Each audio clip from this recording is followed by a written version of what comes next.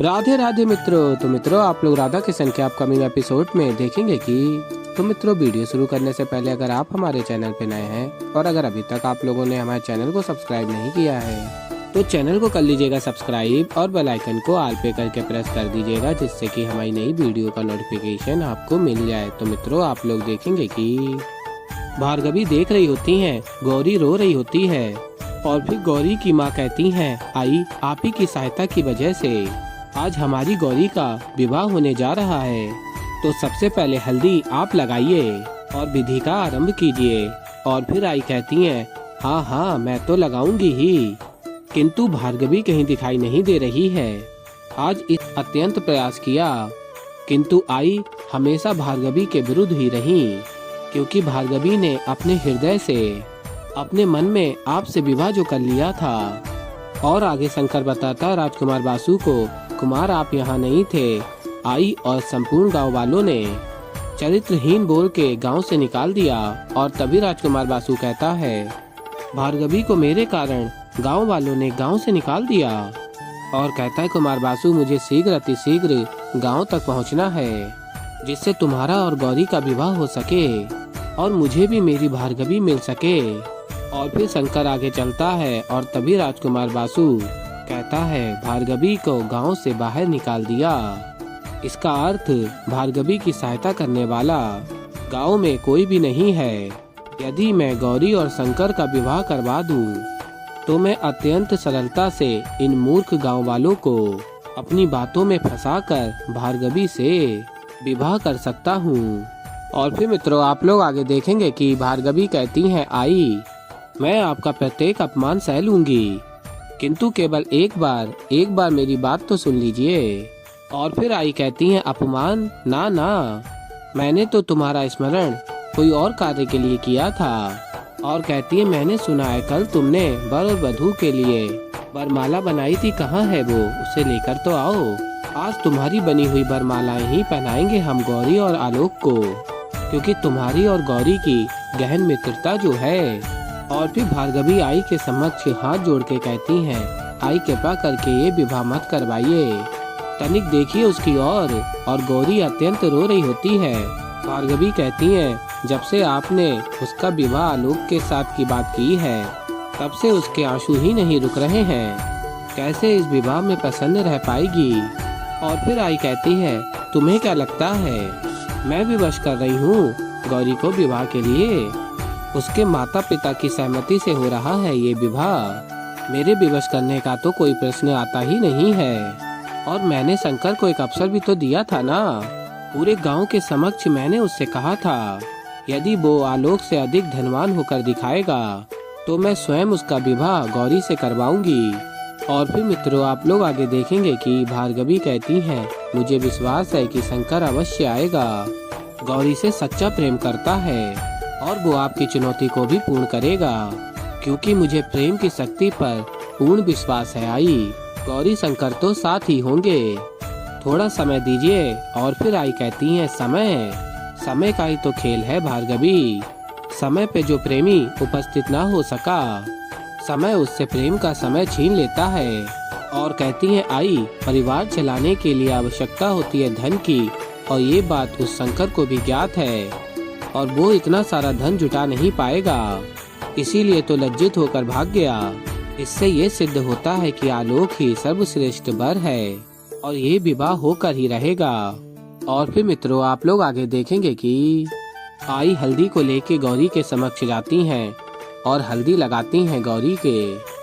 और ये देख के भार्गवी हाथ जोड़ के कहती हैं, हे नारायण, अब आप ही सहायता कीजिए, इस विवाह को होने से रोक दीजिए।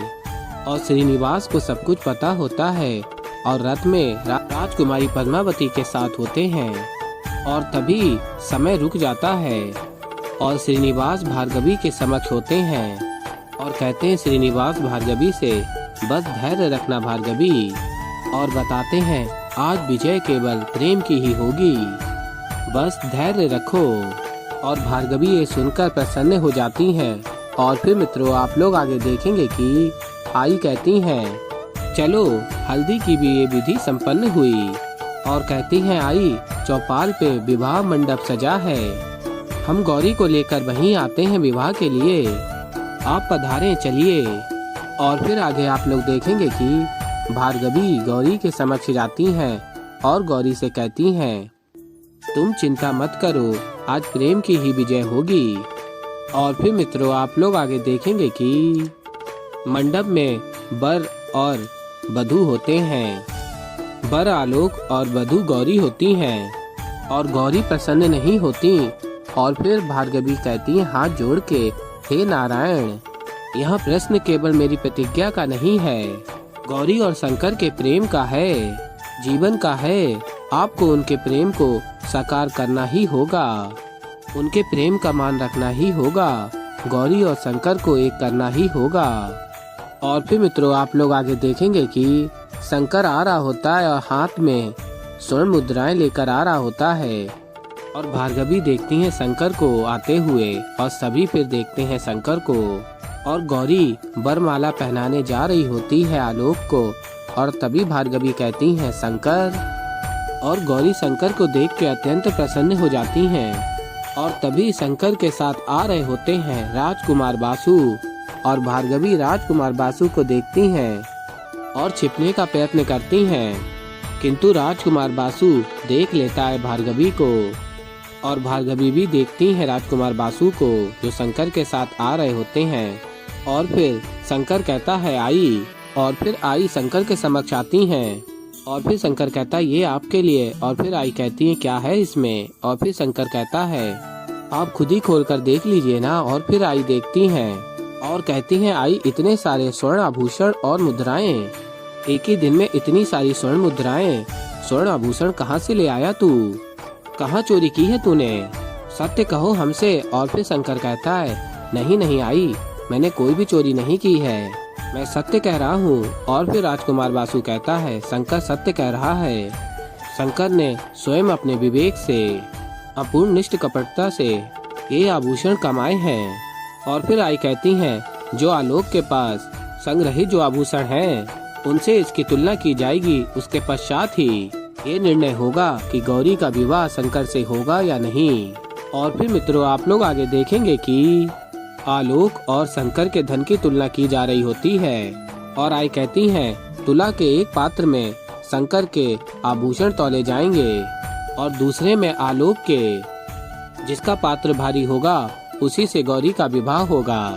और फिर तुला में एक तरफ शंकर के आभूषण और दूसरी ओर आलोक के आभूषण रखना आरंभ होते हैं। और तुला कभी आलोक की ओर और कभी शंकर की ओर होता है। और फिर मित्रों आप लोग आगे देखेंगे कि आलोक का पात्र भारी होने के कारण तुला आलोक की तरफ होती है। और तभी भार्गवी हाथ जोड़ के कहती हैं श्रीनिवास, भले ही तुम्हारा मुझे साथ ना मिला हो, किंतु मेरी बस यही प्रार्थना है कि गौरी और शंकर को एक दूसरे का साथ सदैव के लिए मिल जाए।